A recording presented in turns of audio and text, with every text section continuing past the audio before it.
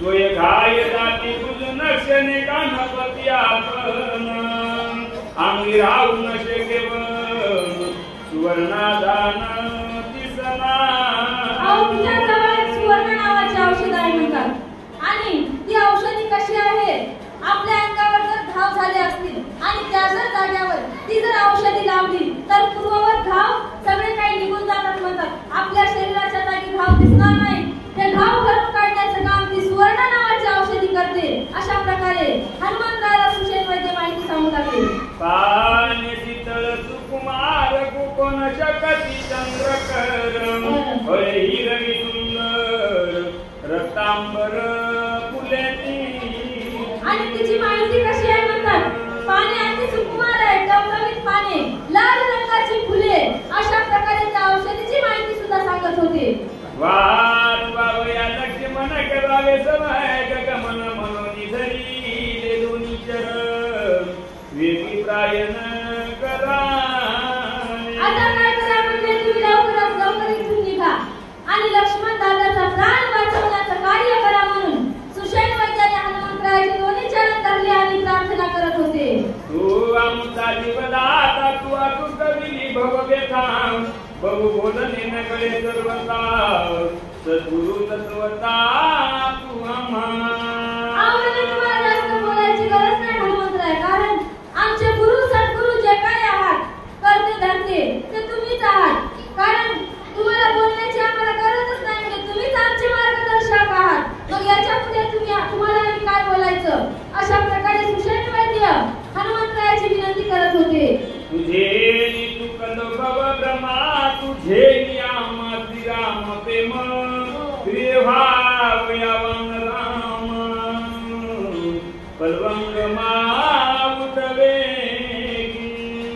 तुझ्याकडूनच आम्हाला राजा रामचंद्र प्रभू भेटले, म्हणजे त्यांच्याकडूनच आम्हाला त्यांचं सुख प्राप्त झालेलं आहे आणि तुझ्याकडूनच सगळं काही या राजा रामचंद्र प्रभूच्या सहाय्याने जे आम्ही इथपर्यंत आलेलो आहोत, तरलो आहोत या भवसागरातून, हे सगळं काही तुझ्याकडूनच घडलेलं आहे. अशा प्रकारे सुषेण वैद्य हनुमंतरायाला सांगत होते. जिथे धरून निरगुणंता नगरावे सवेग प्रयन ते सकाळार्थ संपादन विजयी होऊन येतील. म्हणजे राजा रामचंद्र प्रभूच्या कृपेने हे सगळं कार्य तुम्ही कराल आणि विजयी होऊन याल अशी आशा आमच्या मनामध्ये आहे. अशा प्रकारे सुषेण वैद्य हनुमंतरायाला बोलत होते. माझे स्वामी श्रीराम यासी माझे भक्ती सुखवान राती ते मद सांगती स्मरणासी आयुष्यमान हनुमंतराय बोलत होते, तुम्हाला वाटते की माझ्याकडून तुम्हाला रामाची भेट झाली, माझ्याकडून तुम्हाला रामाचं सुख प्राप्त झालं. अशा प्रकारे काही नाही बाबा सुषेण वैद्य, असं तुम्ही तुमच्या मनामध्ये सुद्धा आणू नका. कारण हे सगळं काही ज्याच्या त्याच्या प्रारब्धाचं भोग असते.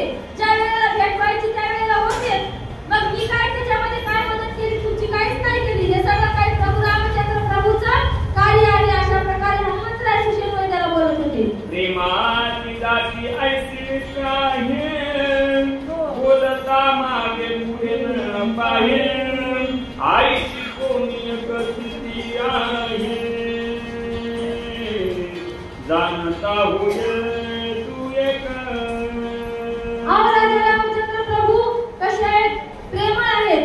आणि हनुमंतराय आणि सुषेण वैद्य सुद्धा प्रेमानं बोलत होते. कारण प्रेमामध्ये आणि भांडणामध्ये सगळं काही माप असते. प्रेम म्हणजे प्रेम असते म्हणतात. याच्यामध्ये काहीच नाही, उपकार नाही आणि उपकाराची भाषा सुद्धा करायची नाही, असं एकमेकाला सुषेण वैद्य आणि हनुमंतराय बोलत होते. स्मरणी नाही द्वंद्व बाधा स्मरणे नासे सकळ मदा चेतोनी द्वंद्वाची कंदा परम आनंदा म्हणजे आपण आपलं स्मरण करायचं, नामस्मरणानं सगळ्या द्वंद्वाची सगळ्या दुःखाची बाधा सोडायची म्हणजे आणि परमानंदाची प्राप्ती करून घ्यायची. अशा प्रकारे हनुमंतराय बोलत होते. हे करुणी राम स्मरण वेदी करावे उढा बरोबर मार्गी मार्गी जावे सावधान मार्ग चिन्ह जाणोनी. प्रभूचं स्मरण करा आणि लवकरात लवकर इथून गमन करा. मार्गाने जात असताना सावधानपणाने जा, कारण जसा मार्गाचा रस्ता लागेल तशा प्रकारे जा. म्हणजे हायवे लागला तर जोरात जा आणि जर खड्डे-बिड्डे लागले तर हळूहळू जा, कारण राक्षसाची भीती होती. म्हणून सुषेण वैद्य ही माहिती सांगत होते. लवणादिया सकुल समुद्र दांडोनी कुसदीप सुंदर ओलांडोनी आशीर सागर पर्वतेंद्र आनावा. तुम्हाला किती सप्तसागर ओलांडायचे, म्हणजे लवणाचा मिठाचा समुद्र, दुधाचा, दह्याचा, अशा प्रकारचे कुशद्वीप असे सप्तद्वीप आहेत. आणि हे सप्तद्वीप सप्तसागर पार करायचे आणि लवकरात लवकर औषधी घेऊन यायचे आहे. अशा प्रकारे माहिती सुषेण वैद्य देत होते. पर्वताच्या उत्तर भागी औषधी अनेकी सर्वतान लक्षिताच कीन त्याही वेगी परिक्षेपा. आणि म्हणजे पर्वताच्या उत्तर दिशेला या औषधी आहेत आणि त्या कशा आणायच्या ते सुद्धा मी तुला सांगत आहे.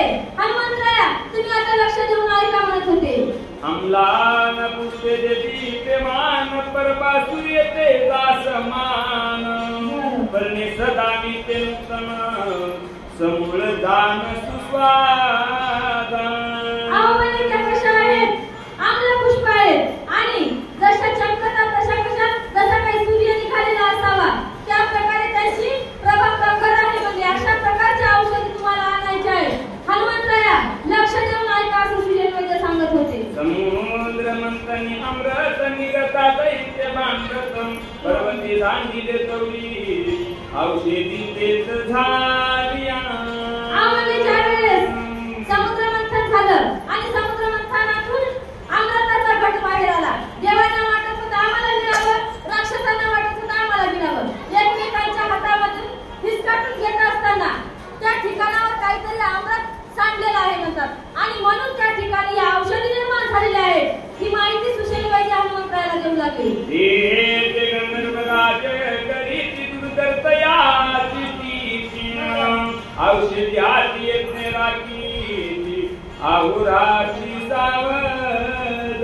आणि म्हणजे तो पर्वत काही नुसता नाही, म्हणजे त्या पर्वतावर खूप काही रक्षक आहेत आणि ते रक्षक कोण आहेत? गंधर्व आहेत. आणि ते गंधर्व रात्रंदिवस डोळ्यामध्ये तेल घालून त्या द्रोणागिरी पर्वताची राखण करतात. म्हणून तिथे सुद्धा तुम्हाला काय आहे? धोका आहे.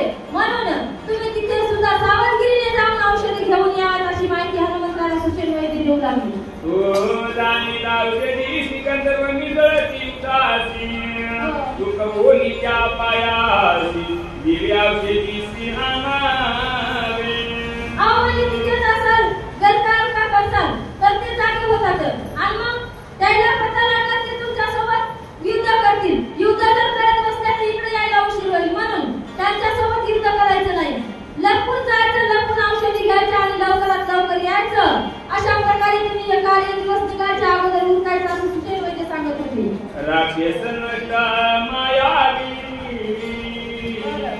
गप्पे खेळीती मला कवी मार्गी घालीती महाभूमी हे चुकवावी आती येते. म्हणजे वाटेला जाताना सगळी काही राक्षसांची खाई आहे म्हणजे आणि ते सुद्धा तुम्हाला त्रास देतील, वाटेला तुमचा वेळ वाया घालतील. म्हणून त्यांची सुद्धा नजर चुकवायची, म्हणजे त्यांच्या सुद्धा नादी लागत बसायचं नाही, भांडत बसायचं नाही. त्यांची नजर चुकवायची, लवकरात लवकर औषधी घेऊन यायच्या, कारण ते महामायावी आहेत. कोणत्या रूपाने येतील आणि कधी तुमच्या सोबत युद्ध करत बसतील हे सांगता येत नाही हनुमंतराया. म्हणून अति सावधगिरीने जायचं आणि सावधगिरीने औषधी घेऊन यायची अशी माहिती सांगत होते. नाना परीचा छळना युक्ती राक्षसळती आतर्क युक्ती हे सांगून मारोती शीघ्र गती परतावे. राक्षस म्हणजे किती मायावी आहेत. नाना प्रकारच्या युक्ती प्रयुक्ती करतील, तुमचं छळ करतील, तुम्हाला तिकडे थांबून घेण्याचा प्रयत्न करतील, परंतु तुम्ही त्यांच्या मायामध्ये गुंतू नका. म्हणजे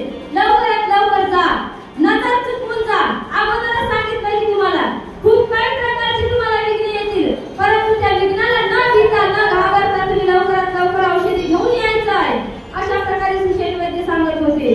जोर पंताची अवधान निमेषार्धेसी करमून मनोवेग तुझ गमन आम्ही संपूर्ण जाणलो.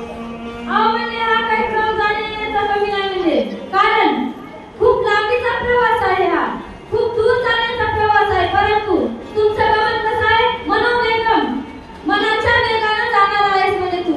म्हणूनच तुमची कार्यालयामध्ये निवड केलेली आहे हनुमंतराया. तुम्हाला जाण्या येण्याला वेळ लागणार नाही. अशा प्रकारे तुमची सगळी माहिती आम्हाला आहे म्हणून तुमची निवड केलेली आहे. म्हणून तुम्ही हे कार्य लवकरात लवकर साधून घ्यायचं आहे. अशा प्रकारे सुषेण वैद्य हनुमंतरायाला सगळी काही सविस्तर माहिती सांगत होते. तथापि मार्गाची गणित तुझ सांगेन कपिनाथा गमन करावे आता संख्या तत्वता अवधारी. म्हणजे तुम्हाला जाण्याचं आणि येण्याचं किती किलोमीटर पडणार आहे मार्ग ही माहिती मी तुम्हाला सांगत आहे. तुम्ही आता सावध मनाने ऐका. अशा प्रकारे सुषेण वैद्य त्यांच्या जाण्या येण्याची माहिती सांगत होते. 3 लक्ष 10 योजनाधिकते येता दाता दिपुनीते पंचनीची ते कर्मा. अशा प्रकारे असणार म्हणजे जाण्या येण्याच्या किलोमीटरची माहिती सांगत होते. परंतु मला काही येत नाही माता माऊलेवा. मी शाळा शिकलेली नाही, आडाणी आहे, परंतु देवाची कृपा आहे हे सगळं काही मला जमते. म्हणून हा मार्ग तुम्ही किलोमीटर मोजा. अशा प्रकारची मी तुम्हाला विनंती करते. जवरात राहे मध्याना सूर्य उदय न होता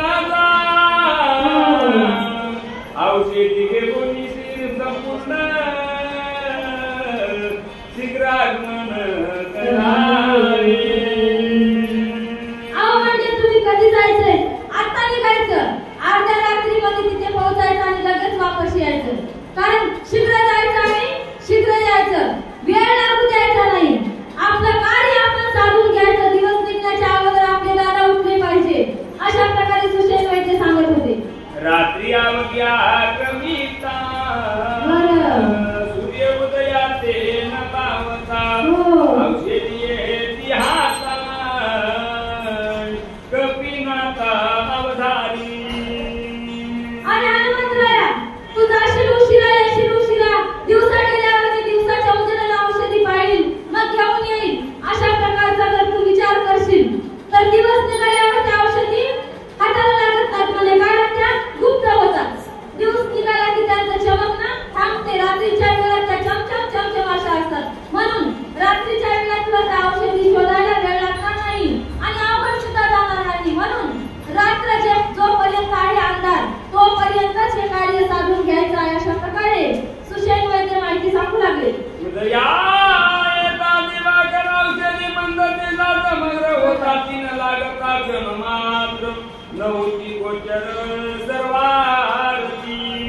तिकडे सूर्यनारायण उगवेल आणि इकडे औषधी लुप्त होतील. म्हणजे त्या तुमच्या दृष्टीला पडणार नाही. दृष्टीगोचर होणार नाही का? म्हणून जोपर्यंत सूर्योदय होणार नाही तोपर्यंतच या औषधी तुम्हाला सापडणार आहे. नाहीतर सापडणार नाही. अशा प्रकारे सुद्धा माहिती सुषेण वैद्य देऊ लागेल. अनेक विध एक कपिनाथा तुझं मी सांगेन तत्वता दिवाकर उदया येता कार्य सर्वता नाशील. लक्ष्मणाचा प्राण जाईल म्हणजे दुसरं काय कार्य नसणार आहे सांगतो तुला. अशा प्रकारे आज तू जर नाही आला ना तर आपलं कार्य बरोबर होणार नाही. सगळं काही कार्य नसल्या जाईल. आपण इथपर्यंत आलो. लंका नगरीला येऊन भिडलो. आपल्या तोंडाला आलेला घास जाणार आहे. म्हणून या कार्याला तू विलंब करू नको. लवकरात लवकर जा आणि लवकरात लवकर या.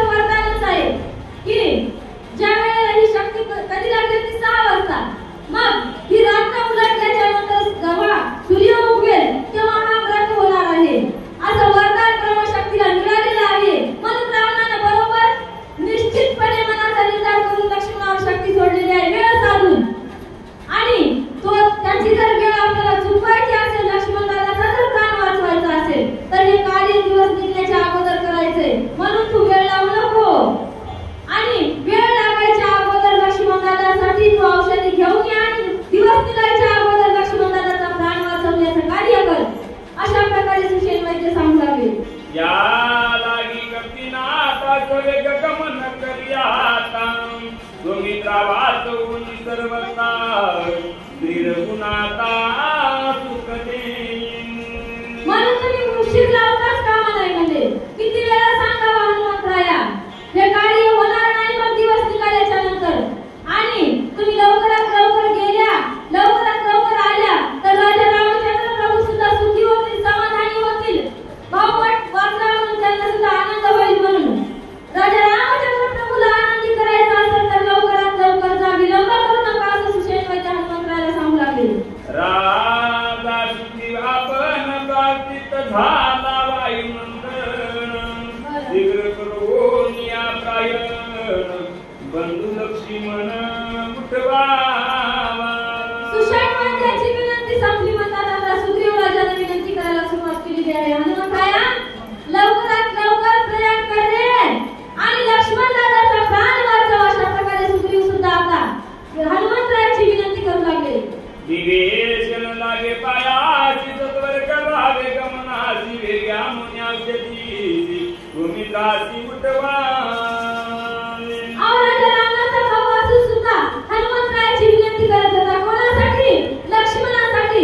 शत्रू होता भावाचा परंतु शरण केलेला होता ना आणि त्याच्याच रक्षणासाठी लक्ष्मण दादाला शक्ती लागली होती म्हणतात. त्याचंच रक्षण करू लागला ना. राजा रावणानं याच्यावर लक्ष्मणावर शक्ती सोडलीच नव्हती अगोदर विभीषणावरच सोडली होती. आणि माझं रक्षण करता करता लक्ष्मणाला शक्ती लागली म्हणून या विभीषणाला दुःख झालं होतं. आणि म्हणूनच या हनुमंतरायाची विनंती विभीषण सुद्धा करत होता म्हणतात. वडील सकळवान रास तो जांबुवंत बोले सुरस अंगोनिया तरुणाची सुबंधुस वासवी. या सेनेमध्ये राजा रामचंद्र प्रभूच्या सेनेमध्ये सगळ्यामध्ये ज्येष्ठ असणारे कोण होते म्हणतात जांबुवंत काका होते. ते सुद्धा हनुमंतरायाची विनंती करत होते. म्हणत होते हनुमंतराया लवकरात लवकर जा लक्ष्मणाचा प्राण वाचवण्याचं तुम्ही कार्य करा असं जांबुवंत काका सुद्धा विनंती करू लागले. अंगारे राजा जोगा बोलवोन्या ती मेत का तुही विनंती देखा कपिनायका आदरे. ज्येष्ठ सगळे जांबुवंत होते आणि हा चिमणाचा अंगद खूप लहान वयाचा होता 12 वर्षाचा होता म्हणतात राजा रामाच्या आणि रामाच्या युद्धामध्ये. त्याला सुद्धा एवढं ज्ञान होतं. हनुमंतरायाची विनंती तो सुद्धा करत होता. लक्ष्मण दादाच्या प्राणाची भीक जांबुवंत आणि हा अंगद सुद्धा मागत होता म्हणतात. तुझे न्यास कळतुतर करलो आम्ही वानर ते तुझा उपकार हेवी सांगू समग्र हनुमंता. एवढ्याशा अंगदाला सुद्धा एवढं बोलण्याचं ज्ञान प्राप्त झालं होतं. हनुमंतरायाला म्हणत होता तुझ्यामुळे हा सगळा भवदुस्तर आम्ही पार करू शकलो. हनुमंतराया तुझ्यामुळे आम्ही वानर तरल्या गेलो आहे. एवढा ज्ञानी होता हा अंगद 12 वर्षाचा होता परंतु. आणि या हनुमंतरायाची लक्ष्मण दादाला वाचवण्यासाठी प्रार्थना करत होता. आदी संगती दुर्गमी तुवा वाचविलो आम्ही आम्हास कळा तुझी स्वामी बघुवाच्या मी किती बोलू. म्हणजे खूप संकटापासून तुम्ही आमची सुटका केलेली आहे हनुमंतराया. मी लहान बाळ आहे. मी तुम्हाला काय बोलून सांगू आणि की कोणतं ज्ञान देऊ मी किती बोलू अशा प्रकारे आपलं अंगद चिमणाचा अंगद हनुमंतरायाची विनंती करू लागला. आता सकळाचे जाय कपिंद्राचा प्राण त्यागीचा तुम्ही सर्व संहार होईल. म्हणजे आता तर लक्ष्मण दादा मेले आणि लक्ष्मण दादा मेले तर किती होईल म्हणजे अनर्थ सगळ्यांचा संहार होईल अशा प्रकारे सुद्धा अंगद बोलत होते. न देखता लक्ष्मण राम तात्काळ त्वरित सांग यास वेळी सुग्रीवतान दिल प्राण तत्वता. म्हणजे राजा रामचंद्र प्रभू सुद्धा जातील. लक्ष्मण जर गेला तर राजा रामचंद्र प्रभू राहणार नाही आणि रामचंद्र प्रभू गेले तर सुग्रीव सुद्धा आपला प्राण ठेवणार नाही अशा प्रकारे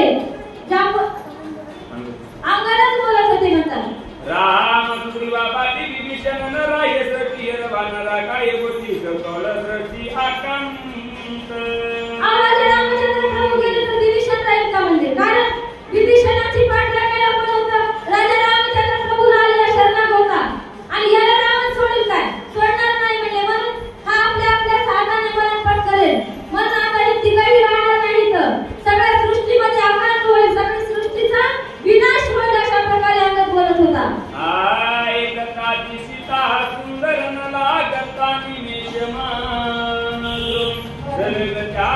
शरीर अनर्थ थोर होईल. हे इंद्र सगळे मेल्याच्यामुळे हाहाकार होईल. हाहाकार झाल्याच्या नंतर लंकेमध्ये ही बातमी जाईल. लंकेमध्ये गेल्याच्या नंतर सीतादेवी काय राहतील का ते सुद्धा आपल्या प्राणाचा त्याग करतील. कारण राजा रामचंद्र प्रभू मेल्याच्या नंतर कोणाच्या आधारावर जातील. अशा प्रकारे सगळं काही नष्ट होईल. म्हणून त्या आधी तुम्ही लवकरात लवकर जावं आणि या अनर्थाला रोखावं असं अंगद बोलत होता. ऐकता प्राण गांडीतील सर्वता ऐकता तिची माता प्राण सत्वता नरागीती. खूप हाहाकार होईल. पृथ्वीमध्ये हाहाकार झाल्याच्या नंतर अयोध्या काही लांब आहे का? अयोध्येमध्ये सुद्धा माहिती जाईल. म्हणजे अयोध्येमध्ये गेल्याच्या नंतर भरत प्रभू राहणार नाही. ते सुद्धा आपल्या प्राणाचा त्याग करतील. कारण भरताला सगळं राज्य सोडून अंगाला काम लावून या नंदीग्रामामध्ये बसले होते. त्यांना राज्याची गरज होती काय नव्हती, भावाची गरज होती. मग भाऊ गेल्याच्या नंतर ते कशाला राहतील? आणि आपली चारही मुलं गेल्याच्या नंतर त्या तीन आया कशाला राहतील? म्हणजे ह्या सुद्धा मरण पावतील, ह्या सुद्धा राहणार नाहीत. म्हणून सगळा काही सृष्टीचा अंधकार होईल, सगळा काही अनर्थ होईल. आणि हा अनर्थ वाचवण्यासाठी तुम्ही लवकरात लवकर जा असं सांगत होते.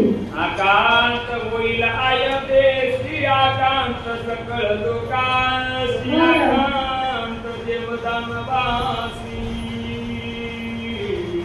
सकळ सृष्टीसी आकांत. अयोध्येमध्ये आकांत होईल. स्वर्गामध्ये, पाताळामध्ये, भूतलावर सगळीकडे काही आकांत होईल. कारण राक्षसामध्ये हाहाकार होईल. काय वाटेल त्यांना?